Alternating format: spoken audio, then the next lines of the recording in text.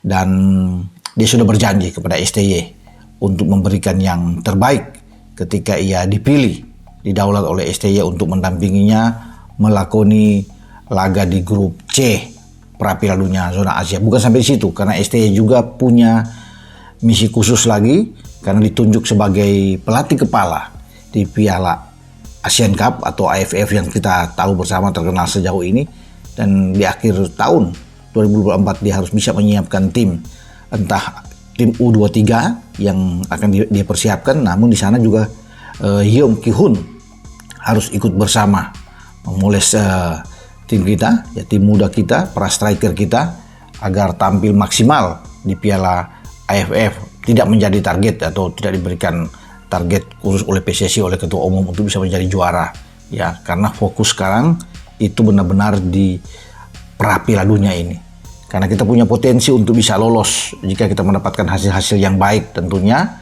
ya, dan tentunya akan ada pembalasan ketika Jai Isyet sudah ada, ya, Calvin Verdong, Ragnar Oratmangun sudah ikut bersama dengan Tom Hai, sang profesor ini sudah ada, makanya akan jadi lain ketika kita tampil melawan Arab dan menghadapi Australia. Oke, kemarin saya coba lihat, saya nggak tahu di mana, mungkin Coach Justin coba mengkritik, tapi itu kan hak kita mengkritik. Iya. Siapapun, Betul. karena kan mereka sudah menjadi pemain nasional. Betul. Jadi, Saya selalu bilang pada saat siapapun pemainnya, pada saat pakai gunakan logo Garuda, itu udah milik 285 juta rakyat Indonesia. Jadi kita semua 280 juta orang ini berhak untuk mengkritik. saya malah katakan, begitu Anda memilih profesi pemain, Ya, Anda udah siap untuk dikritik. dipuji dan dikritik. Dipuji dan dikritik. Nah, jadi kayak kemarin kan ada sempat Coach nggak tahu kritik Arkan Ya, itu Apa? waktu Piala Dunia. Piala Dunia, tapi kan begitu kemarin diungkit itu lagi. dibully Ya. lagi, kan ini Coach Justin, gue waktu itu mengatakan nggak ada yang salah di sini. Ya, Kalau emang nggak, lo jangan ambil profesi itu. iya, betul. Karena apa? Kayak kita lah, kita begitu jadi pilihan di posisi ini juga siap untuk diterima. Untuk dikritik juga. Iya, kan? Betul. Cuma saya nggak siap kalau nggak salah disalahin. Iya, betul. Dan bahkan gue lebih setuju dengan statement yang Jackson Tiago, pelatih. Anaknya kan si Hugo Samir kalau Iya. namanya, kan pemain juga. Dia udah kasih masukan ke anaknya. Kamu harus siap dibully. Pada saat kamu main bagus cetak gol dipuji, main jelek dibully, dan satu-satunya solusi adalah bekerja keras, latihan, dan buktikan di lapangan. Semua pemain di dunia begitu. Dan itu wajar. Dan lu main sekarang di timnas, ya lu harus siap. Siapapun lu orangnya. Kalau enggak, jangan pakai jersey timnas. Ya, artinya memang ini adalah kebijakan yang tepat ya dari PSSI, tetap mempertahankan Sintayong dan juga memakai pemain-pemain muda. Karena para pemain muda kita sebetulnya minim jam terbang bermain di kejuaraan internasional dan mereka perlu mendapatkan menit bermain sebanyak mungkin. Dan kita tahu bahwa pemain-pemain yang sebelumnya membawa timnas Indonesia mendapatkan medali emas di SEA Games juga adalah pemain-pemain muda yang juga beberapa di antaranya sudah mendapatkan pengalaman di level senior. Dan kita tahu juga baru-baru ini timnas Indonesia U19 menjadi juara di Piala AFF U19. Bisa juga nanti Sintayong memilih beberapa pemain dari skuad tersebut karena kan skuad tersebut nanti akan berjuang di babak kualifikasi Piala Asia pada akhir bulan September. Jadi seharusnya beberapa pemain itu available. Tapi pada intinya jika nanti ada pemain yang dipanggil untuk membela timnas Indonesia dan Liga 1 tetap berjalan dan pemain tersebut adalah bagian yang penting dari klub tersebut, ya yang kita harapkan manajemen dari klub tersebut juga bisa melepas sang pemain agar timnas Indonesia kita kuat dan juga mampu bersaing di Piala AFF 2024. Terakhir, ada pertandingan kemarin Venezia Utrecht. Jay Itzes ada di sana, di Venezia ada Ivar Jenner, terus sama ada satu lagi Ole Romeni. Ole Romeni mencetak gol di pertandingan itu. Venezia, kalau nggak salah Venezia menang 2-1 skornya kalau nggak salah. Tapi waktu itu pas si Jay Itzes menjaga si Romeni dan Romeni bisa lolos dari jagaannya dan bisa berhasil mencetak gol. Akhirnya ada foto bertiga, itu keren banget fotonya, fenomenal. Itu foto terbaik itu di bulan ini mungkin, bikin heboh karena foto itu diharapkan dengan jersey timnasnya gitu. Oke? Ada gestur yang sedikit menarik, gue ramai diperbincangkan tentang Ivar Jenner yang mau salaman tapi nggak diterima. Sebenarnya gue ngeliatnya bukan nggak diterima, tapi emang si Ole Romaninya ini dia memang lagi nggak fokus ke sana kalau nggak salah ya, kalau gue ngeliat ya. Dia memang lagi pengen tos ke yang satu, tapi ini nyamperin si Ivar Jenner. Bukan berarti dia, ini kan kadang kan sebenarnya warga Facebook sih ini yang bikin repot nih. Terbukti apa? Terbukti setelah pertandingan ada foto bertiga antara Romani, Ivar Jenner, Romani, Ivar Jenner dan si J.I.Z. Foto pelukan sambil ketawa. Kalau dia berantem dia nggak bakal foto kayak begitu. Jadi gue sebenarnya nggak mau ngejelasin, cuman gue ingin menyadarkan aja kalau ini orang warga-warga media sebelah ini memang agak antik-antik memang mereka itu. Tapi nggak apa-apa, sedikit edukasi aja, oke? Jadi kalau ada yang bermain dalam masalah kehadiran pemain asing dan pelatih asing ini siapa? Agent? Terus? Ya dengan klub juga pasti bisa. Oke. Lalu di dalam juga. Karena kalau kasusnya begini, kan ada manualnya tuh. Pemain misalnya dari wilayah CONMEBOL, dari Brasil misalnya. Minimal di Liga 3 atau Seri C. Nah ini kan ada kasus, kata tadinya cuma Liga 4, Seri D. Dipindahkanlah klub gitu loh. Hanya hitungan berapa minggu udah bisa pindah. Jadi ada permainan itu gitu loh. Permainan apa? Administrasi aja. Jadi kualitasnya kita akan tanya kan, apa betul gitu. Ya. Kan kalau dari Afrika misalnya liganya Liga 2. Pada kenyataannya tuh pemain dari Liga 3. Tapi pura-pura dipindah dulu ke klub Liga 2, baru keluar gitu loh. Sebelum lebih lanjut, jangan lupa tekan tombol jempolnya, sebagai tanda bahwa kalian cinta Timnas Indonesia.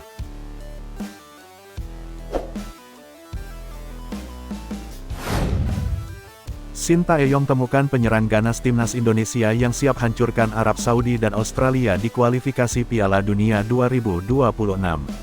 Sintayong temukan penyerang ganas Timnas Indonesia yang siap menghancurkan Arab Saudi dan Australia di dua laga awal grup C kualifikasi Piala Dunia 2026 zona Asia. Penyerang ganas yang dimaksud adalah winger Borneo FC, Stefano Lillipali. Stefano Lillipali terus menunjukkan dirinya belum habis meski kini berusia 33 tahun. Setelah mencetak 11 gol dan 17 assist dari 31 laga Liga 1 tahun 2023 sampai tahun 2024, Stefano Lillipali melanjutkan catatan apiknya musim ini. Stefano Lillipali mencetak 1 gol dan 1 assist saat Borneo FC menang 3-1 atas Semen Padang di pekan pembuka Liga 1 tahun 2024 sampai tahun 2025, Senin tanggal 12 Agustus tahun 2024 malam WIB. Ia menjadi satu-satunya pemain depan berlabel Timnas yang mencetak gol dan assist di laga perdana Liga 1 2024-2025. Ramadan Sananta, Hoki Caraka, Egy Maulana Fikri dan Witan Sulaiman gagal mencetak gol maupun assist. Dimas Derajat jadi yang paling mendingan, karena mencetak 1 assist saat Persib Bandung menang 4-1 atas PSBS Biak. Karena itu, tak ada alasan lagi bagi Sintayong untuk tidak memanggil Stefano Lillipali. Meski pernah dianggap tidak memiliki fisik yang kurang bagus, mantan pemain FC Utrecht ini dapat diandalkan di babak kedua. Umpan-umpan silang, tusukan maupun penyelesaian akhir yang aduhai merupakan beberapa kelebihan pemain yang satu ini. Stefano Lillipali sendiri siap ketika ditanya apakah bersedia kembali dipanggil ke Timnas Indonesia. Ia mengatakan selalu bangga ketika mendengar kata Timnas Indonesia. Saya fokus untuk Borneo, tapi buat Timnas Indonesia saya selalu siap. Walaupun dipanggil atau tidak, saya bangga dengan Timnas Indonesia, kata Stefano Lillipali kepada awak media termasuk MNC Portal Indonesia, Senin tanggal 12 Agustus tahun 2024. Sesuai jadwal, Timnas Indonesia akan tandang ke Arab Saudi di matchday pertama grup C kualifikasi Piala Dunia 2026 zona Asia, Jumat tanggal 6 September tahun 2024 pukul 1 waktu Indonesia Barat.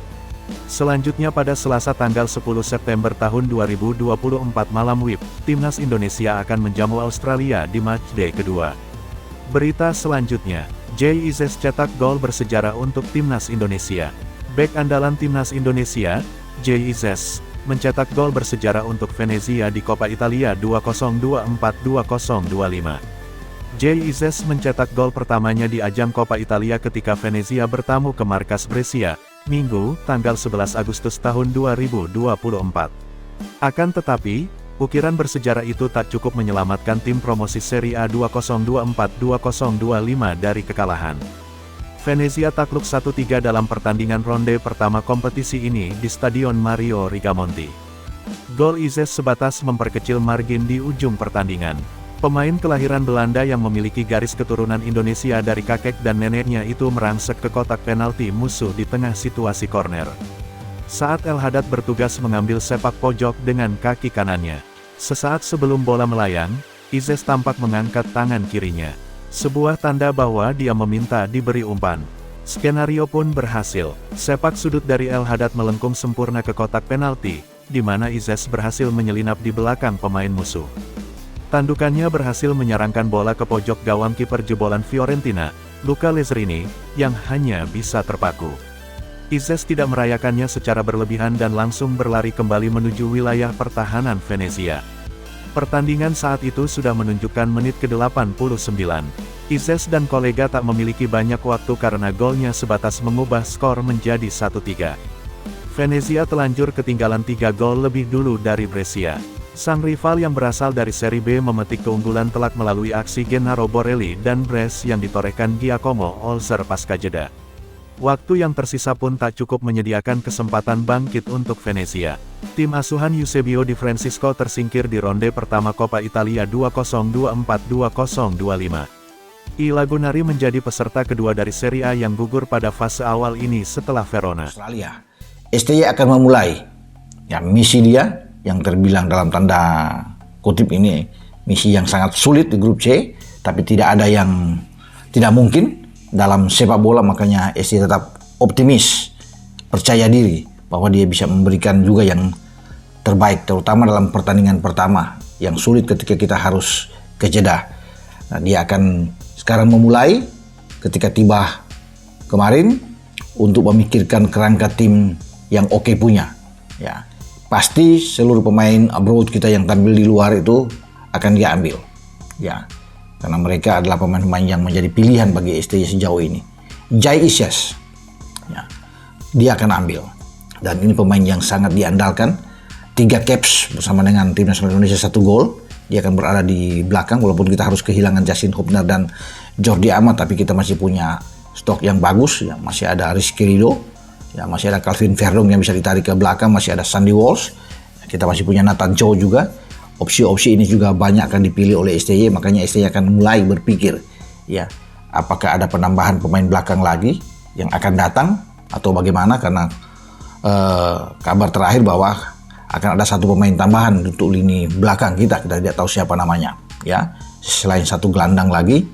Tapi bagi STY tetap dia akan konsentrasi penuh untuk membawa tim asuhannya tampil sebaik mungkin, semaksimal mungkin di pertandingan demi pertandingan yang dilakoni di grup C ini. Which is good. Yang jadi masalah di Indonesia ini kan kalau gue bilang, karena banyak yang ego tinggi, nggak merasa salah, walaupun mereka salah, walaupun dihantam sama netizen, mereka nggak merasa salah.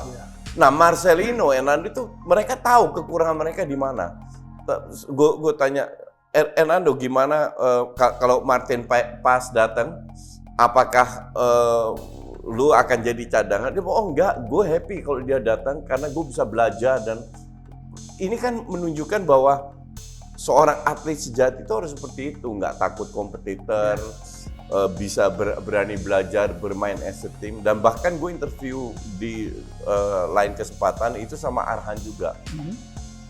Dan Arhan juga sangat dewasa, walaupun gue kan berapa kali kritik dia juga. Dan gue sih punya dan kedua itu tadi soal kedewasaannya. Yang kedua, gue ambil kesimpulan bahwa tim ini very solid. Dan terakhir gue juga interview JJ, asistennya di program lain lagi. JJ STY. Ya, JJ STY di program lain lagi. Dari 6 pemain sama JJ yang gue interview, satu kesimpulan yang gue ambil adalah tim ini tuh udah solid. Jadi kalau ada Internalnya solid. Internal solid. Jadi kalau ada unsur-unsur dari luar mau merusak internal, nggak bakalan bisa. Nggak bakalan bisa. Jadi ini juga gue bilang kredit ke STY ya, dan ke Erick Thohir juga, bahwa mereka sanggup membuat suasana ini sangat kondusif. solid walaupun main jelek, walaupun kalah, walaupun apa, tapi mereka tetap solid, saling mendukung. Yang artinya juga bahwa timnas kita harus bermain secara taktis. Jika teman-teman sering mengikuti saya, maka kalian pasti ingat bahwa saya sering mengatakan bahwa bagi sebuah tim, ya mau itu timnas atau juga klub, kalau mau meraih hasil-hasil akhir yang positif, permainan itu harus taktis. Karena permainan yang taktis itu yang bisa mencari kelemahan dari tim lawan dan juga memanfaatkan kelemahan dari tim lawan tersebut dengan permainan yang efektif agar bisa meraih kemenangan. Jadi ya sekarang kalau kita melihat di setiap level, timnas kita itu memang mainnya secara taktis. Indra Safri juga walaupun di fase grup ya Piala AFF U19 lalu kita gak ngelihat taktik yang begitu variatif, tapi kemudian masuk ke babak gugur sudah kelihatan taktiknya berbeda. Ada juga plan B, Nova Arianto juga sama seperti itu, walaupun non Australia menurut saya ya, para pemain kita gak tenang. Jadi nih para pemain kita juga harus bermain tenang lagi ya di level timnas manapun. Pokoknya jangan bermain dengan beban yang besar. Ini mental ini menjadi persoalan di setiap level. Dan kita tahu di timnas Indonesia senior dan U23 sudah ada juga taktik game plan dari Sintayong yang diikuti oleh para pemain. Selain itu juga fisik harus kuat. Kalau fisik kuat, ini pokoknya di level timnas nih semua pemain fisiknya harus kuat, stamina harus prima agar ya mereka bisa bertahan bermain dengan ya high tempo atau juga mengatur tempo selama 90 menit atau lebih jalannya pertandingan. Kan pelatih Brasil juga banyak di sini. Pemain-pemain juga sangat banyak sekali Brasil. Dasarnya apa misalnya kalau kita tanya? Dasarnya kenapa kecenderungannya Brasil banyak? Kan nggak ada kajiannya juga. Nah, Nggak ada ilmunya yang kita dapat gitu loh. dia bicara pemain asing, pelatih asing, itu kan ada agentnya, Ya, ya kan?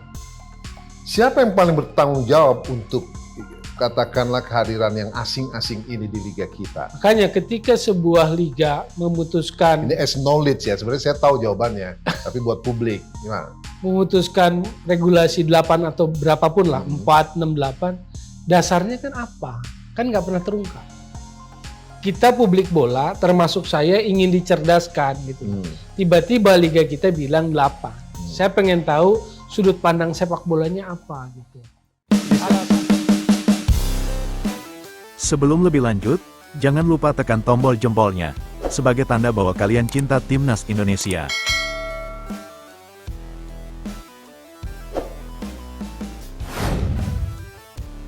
Maarten Paes susul Sintayong, gabung Indonesia, pemain naturalisasi, kualifikasi Piala Dunia 2026.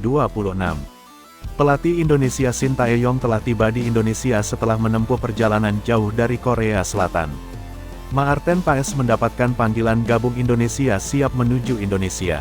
Maarten Paes masih di Amerika Serikat, bulan Agustus ini siap-siap memenuhi panggilan Sintayong.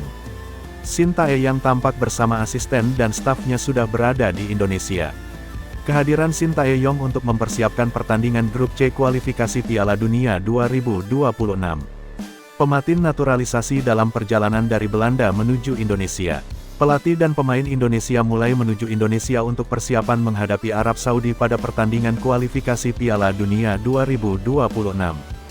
Berita selanjutnya, asisten baru Sintayong pantau langsung laga Liga 1 antara Semen Padang vs Borneo FC.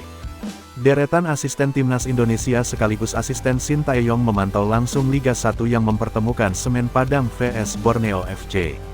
Laga pekan perdana yang mempertemukan Semen Padang vs Borneo FC berlangsung di Stadion Sekolah Tinggi Ilmu Kepolisian, Stik Melawai, Jakarta Selatan, Senin tanggal 12 Agustus tahun 2024. 4 asisten Sintayong ini terlihat memantau langsung pertandingan Liga 1 ini. 4 asisten yang terlihat datang dan melihat langsung pertandingan ini yakni Choi In-chol, Jo Byung-guk, Shin Sang-gyu dan asisten baru khusus striker yakni Yong Ki-hun. Sebenarnya kedatangan para asisten Sintayong memantau langsung pertandingan Liga 1 tak begitu mengejutkan. Pasalnya, Sintayong dan para asisten asal Korea Selatan ini baru tiba di Indonesia pada Minggu, tanggal 11 Agustus tahun 2024 malam WIB. Selain karena baru tiba di Indonesia dan sudah langsung memantau pertandingan Semen Padang FC vs Borneo FC. Ada satu nama yang menjadi sorotan yakni asisten baru yang dibawa Sintayong yakni Yong Ki-hun. Seperti diketahui, belakangan ini nama Yong Ki-hun ramai jadi perbincangan publik seusai namanya mencuat jadi asisten Sintayong di Timnas Indonesia. Top skor Korean FA Cup pada 2019 tersebut diketahui didatangkan sebagai asisten pelatih khusus striker timnas Indonesia. Mantan pemain timnas Korea Selatan dengan catatan 57 caps dan mengoleksi 5 gol tersebut diharapkan menjadi angin segar lini serang skuad Garuda. Hal ini karena lini depan timnas Indonesia dinilai tumpul, sehingga dengan didatangkannya Yong Ki-hun diharapkan ada perbaikan. Apalagi mantan pemain Jeonbuk Hyundai Motors tersebut telah memiliki banyak pengalaman dan catatan bagus.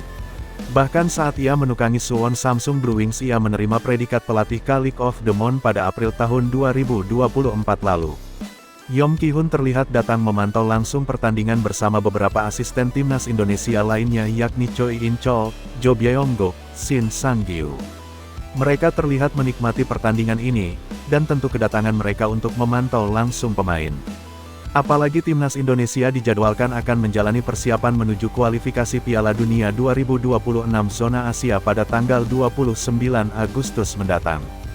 Hal ini karena timnas Indonesia akan menjalani laga perdana kualifikasi Piala Dunia 2026 zona Asia pada tanggal 5 September mendatang melawan Arab Saudi. Skuad Garuda akan melawan Arab Saudi di King Abdullah Sports City Stadium, Jeddah, pada tanggal 5 September mendatang.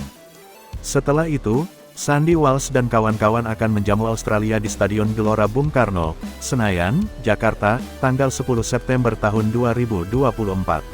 Sementara itu, Shin Tae-yong dikabarkan juga akan memantau langsung Liga 1, tetapi dalam laga ini sang pelatih tak terlihat bersama para asistennya. Berita selanjutnya, Shin Tae-yong panggil Beto Goncalves ke timnas Indonesia sebagai penghormatan sebelum pensiun. Shin Tae-yong panggil Beto Goncalves ke timnas Indonesia sebagai bentuk penghormatan sebelum sang pemain pensiun. Beto Goncalves yang kini berusia 43 tahun mengisyaratkan pensiun sebagai pesepak bola profesional di akhir Liga 1 tahun 2024 sampai tahun 2025. Saya jaga diri sekali, jaga makanan dan jaga tidur. Meski saya masih sangat kuat untuk bermain sepak bola kemungkinan Liga 1 tahun 2024 sampai tahun 2025 jadi yang terakhir buat saya, kata Beto Goncalves kepada awak media termasuk MNC Portal Indonesia di Stadion Sijalak Harupat, Bandung, Jumat tanggal 9 Agustus tahun 2024. Pertama kali mendarat di Indonesia pada 2008, Beto Goncalves merupakan salah satu pemain asing terbaik yang pernah beredar di tanah air. Ia pernah membawa Persipura Jayapura jawara Liga Indonesia tahun 2010 sampai tahun 2011, serta 2 kali memenangkan trofi Liga 2 bareng Persis Solo dan PSBS Biak. Ia juga pernah menjadi top skor Liga Indonesia tahun 2011 sampai tahun 2012 dan Copa Indonesia tahun 2007 sampai tahun 2008. Sederet fakta ini menunjukkan Beto Goncalves punya penyerang biasa-biasa saja. Berkat aksi ciamiknya, Beto Goncalves sampai dinaturalisasi menjadi WNI pada 2018. Ia pun dipercaya memperkuat timnas Indonesia U23 di Asian Games 2018 mengisi slot pemain senior. Beto Goncalves pun tampil apik di Asian Games 2018 dengan mencetak 4 gol, sebelum akhirnya skuad Garuda Muda dihentikan UEA U23 di 16 besar. Di level senior, Beto Goncalves tercatat mengemas 10 gol dari 12 penampilan. Dalam sebuah wawancara medio Juni tahun 2024, Beto Goncalves pun terang-terangan siap memperkuat timnas Indonesia jika dibutuhkan. Jika timnas Indonesia masih membutuhkan saya sebagai pelapis striker, saya siap, kata Beto Goncalves saat hadir di podcast Bicara Bola Garapan Akmal Marhali, medio Juni tahun 2024. Berhubung asisten Shin Tae-yong sedang gencar menyaksikan laga-laga klub Liga 1 tahun 2024 sampai tahun 2025, bukan tak mungkin Beto Goncalves masuk ke dalam didikan. Jika bukan untuk kualifikasi Piala Dunia 2026 zona Asia, pengalaman penyerang asal Brasil ini dapat diandalkan ketika skuad Garuda ambil bagian di Piala AFF 2024. Menarik menanti keputusan yang diambil Shin Tae-yong. Beranikah Shin Tae-yong memanggil Beto demi memberi warna baru di lini serang timnas Indonesia?